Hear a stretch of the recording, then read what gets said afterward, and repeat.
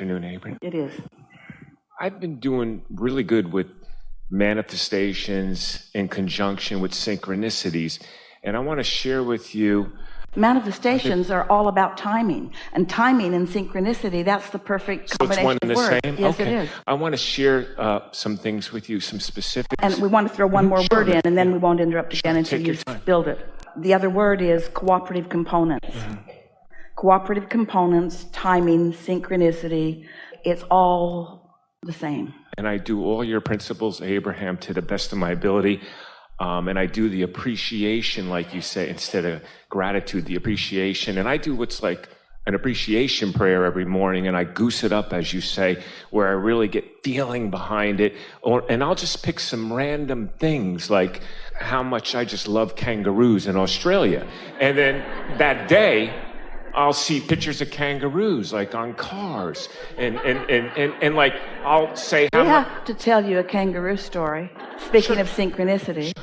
So Esther is in Australia in a carload of people, and someone in the car says, "So where's the kangaroos?" And the driver of the car says, "Kangaroos don't just go hopping down the street," but then one did.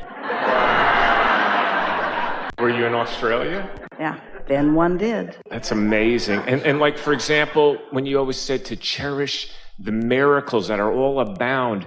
And for example, I love dragonflies. So I'll thank in the morning with my prayers on my knees with so much joy about dragonflies and how they've been on this earth as a species for 300 million years. And I said, you know, I love all the different colors. I'd love to see a blue one or a white one or purple. And then that day I'll see that exact color. All right. And wait till you hear this. I was in a supermarket and I was going to get some sneakers, and there was a lady coming out from a shop, right? And she said, what is that? What is that? A dragonfly right up to my nose. You can't miss it. My nose, it's here. And it flew right up to my nose. She said, what is that? I said, it's dragonflies. They come see me because every morning I thank how much I love them and that they've been here 3 million years as a species. I mean, and I'll get to my question. But before you do, can you hold your question for just a moment? Because we want to tell you something that you've given us the perfect opportunity Thank to you, take Abraham. thought to a place it has not been before. Thank you. And it's where we began today, but you've brought us full circle, and this is really a wonderful thing. Creation is about getting in the flow. And we began today by talking about the law of attraction and about the path of least resistance. So now think about thought paths. So think about how when you think in connection with your source energy, because you're in appreciation when you're doing it. So you've got that leverage. You're all tuned in, tapped in, turned on with this energy of source. So you have a powerful, powerful point of attraction. And you are thinking about the dragonfly or anything, the dragonfly. Think about what your thought is doing to carve out the path of least resistance. Can you see how that thought just creates the pathway that makes it not just logical, but absolute, that dragonfly or many would find their way into your experience because you've carved out the path? Did you hear us?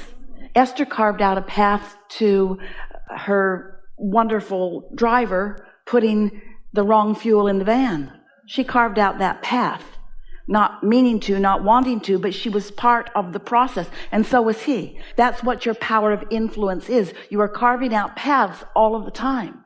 So you started with this really important position of manifestation. We want you to think in terms of every moment being manifestation. And in this manifesting moment, what paths are you carving out with your powerful thoughts? If you want dragonflies, think about them. You carve a path and they come to you. Doesn't matter what you want, carve the path. But when you carve the path of its absence, when you carve the path of its blockage, when you carve the path of it not coming, you've carved that path too. You get what you think about. You are path carvers. Stay there for a moment and feel that. Feel the importance of that. You create your own reality, and this is how. You wonder how you turn thoughts to things. That's how you do it. You turn thoughts to things by thinking the thoughts that carve the path, that they allow the things to move to you, to evolve through the path into your experience. That's how it works. That's how thoughts turn to things, by you carving out the path. So if you want to know why the things are in your experience, you carved a path. If you want to know why people behave to you the way they do, you carved a path. You want to know why you're disrespected? You carved the path. You want to know why you're respected? You carved the path. You want to know why funny things occur to you? You carved the path. You want to know why you feel bad? You blocked the path you carved. You asked for it, but now you're not letting it in. You see what we're getting at? Exactly. For example, I was in the lobby last night because there was a lot of noise from the highway. The room was great. The staff's been great, but there was like a lot of motorcycles whizzing by, and they just like kind of interfered with my sleep. So I went down and asked real nicely if they have any suggestions. So they said, come up and put some towels near the door to block the light, and just use the extra pillows to muffle the noise. But when I was down there, I got in a conversation about the genetically engineered beakless Kentucky Fried Chickens. And what I said to the guy is, did you know years ago they used to call Kentucky Fried Chicken, and the reason they call it KFC now is because they're genetically beakless modified chickens. And he did not know that. But wait till you hear this about this manifestation. So since I couldn't sleep, I figured, all right, let's see what's on the TV. So I put on Fresh Prince of Bel-Air, and would you believe, I can't make this up, Abraham. Thank you. Will Smith, literally like 2 minutes into the show, is in a full-fledged chicken suit, and he's holding a bucket of chicken. I can't make this up. But leading up to my question, I could cite so many things. I'm doing them like rapid fire. But here's my question to you, and I'm looking for your infinite wisdom of that collective consciousness. Please. What it is I seem to be doing this all the time, this manifestation, synchronicity, one and the same on a micro level. When am I going to get those big nuggets like the Lamborghini and that love of my life inside and out? And, you know, and when am I going to get the $1 million? In fact, if I could do it on a micro level, when is the macro level coming? That's all I want to ask. I'm doing everything you're telling me, too. Believe me, and I thank you. When you're ready to let it in. Yes. Okay. It's easy to let the little stuff in. Yeah. Because the little stuff. So what do I do differently to let in the big stuff? Since I'm doing it with the little stuff. I do it everywhere. You feel differently about it. What you just said to us is on a micro level, I can let it in. How do I let the big stuff in? And on a macro level. So your expectation, it all has to do with your expectation. Okay. It's easy to dream a little dream. It's so hard. Just goose it up more for the big stuff? Well, the thing is, if you don't believe something and you goose it up, then you goose up your disbelief. So what you do is you make sure you're satisfied, and then you don't have to goose it up. Law of attraction gooses it up. Do I just include those things in my morning thankful prayers? You're not goosing anything up. Okay. Momentum is being gathered by the laws of the universe. You're not the gooser. You're not making anything happen. You're allowing it to happen. Step one, you set it in motion, and your inner being got all over it and is calling it to you. And so it's in understanding that you're not the engine, you're not the motivation, that's all set into motion by the laws of the universe and by source energy and by your own desire. Your work is to get out of the way. And it's easier for you to get out of the way of the little things than the big things. Okay, so if I could do it with all these little things, how do I do it with the bigger things? Just so I can understand you, because I just want to do it with the bigger things. Well, you just got to practice. Give us a subject of something big that you want, and let's do the satisfied, unsatisfied game till we work the bugs out of that. So give us a topic. Pick one. A wonderful lady that's inside and out, beautiful inside and out. All right, so... To just enjoy life, all right, know? So focus there. Focus there, and tell us where that stands. In other words, how's that going? I really don't give it any attention. I would just like that. I really don't give well, it much if you attention. weren't giving it any attention, just the desire, as strong as it was, would have brought it about. So you're giving it plenty of opposing attention. So we're asking you, what are you doing other than noticing that it hasn't come yet? Really nothing. Well, then you can't find your way closer to what you want if you can't acknowledge where you are. These things are always true. What you feel and what manifests is always a vibrational match. So if you've been wanting something that's not manifesting, then you're offering a vibration that you don't know you're offering. You've got to figure that out and start offering a different vibration.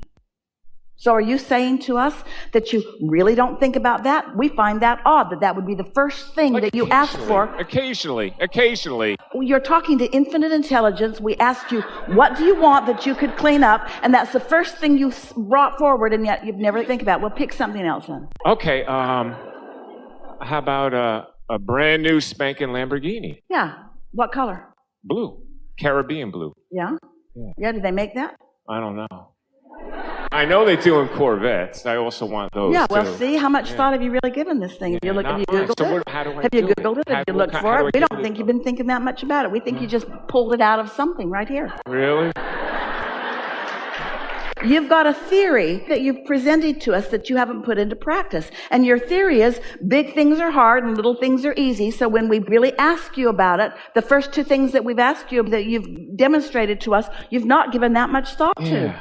Can I give you one more example, please, Abraham? Like of a boombox. I out of the blue, for your CDs, of course.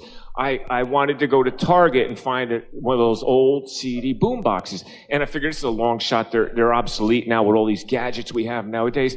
So listen to this. You have our undivided attention. Thank you. I go to Target, and not only did they have one, they had one or two, but one of the two boxes was dinged up, and I was like the nice crisp box. So I get that, right? And I was like, I started thanking God, Jesus, Source, Mother Teresa. I started thanking everything in the universe that was positive. Did you thank law of attraction? Law of Did you thank attraction? alignment? Yeah, I thank out loud. Did you thank satisfaction factor? Did you not thank your point of attraction? But or were you thanked Source. assigning it to other things over which have no control of you? Oh, okay, because I tried to cover it all. That was good, positive. And I was saying it out loud in the aisle. So check this out. I go home, and I'm kind of like a softie. I love Hallmark movies. So there's this new movie out. I had DVR from this year, 2018, like a few months ago, called A Season of Love with Autumn Reeser. And I hadn't gotten around to it, just haven't had time. So I figured, I'll watch it during lunch today. Would you believe, I wrote it down, 3 minutes and 51 seconds into it. She goes to her childhood home and to help her mother with the restaurant that's not doing good. She goes in there and she couldn't believe it that there was this old CD boombox in the same spot when she was a teenager. I can't make this stuff up. I want to do it with the big stuff. Well, see, what happened is... And I'm making all the connections. You carved out that path of least resistance with no resistance. You wanted a boombox for another reason, found a boombox, so there's no resistance. This is the point that we're wanting you to hear. With that little bit of conversation and experience, you carved out a pathway to a boombox. So much so that your inspiration as you move forward was to choose a particular movie that had within it. This is something that we really want you to know. Your inner being knows where you stand in relationship to everything that you're asking for. So your inner being knows where all those boombox connections are. And in an attitude of non-resistance, it is almost an instantaneously, you said 2 or 3 minutes. And it was, yeah. That same day for lunch. So we're asking you, do you understand carving a path?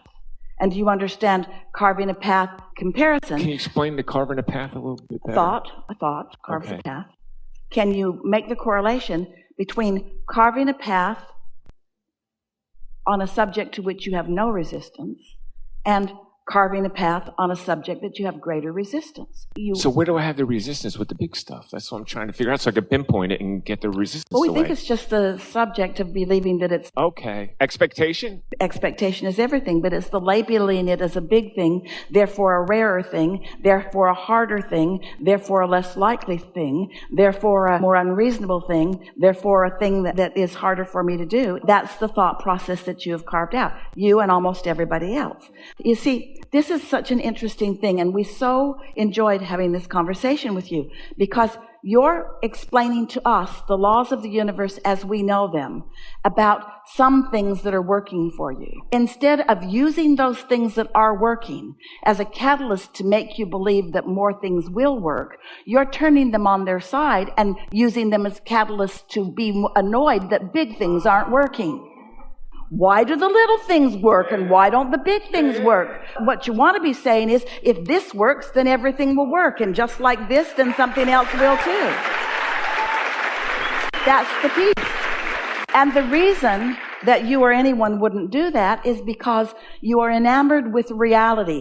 Everything's always changing, but sometimes you only allow it to change to more of the same.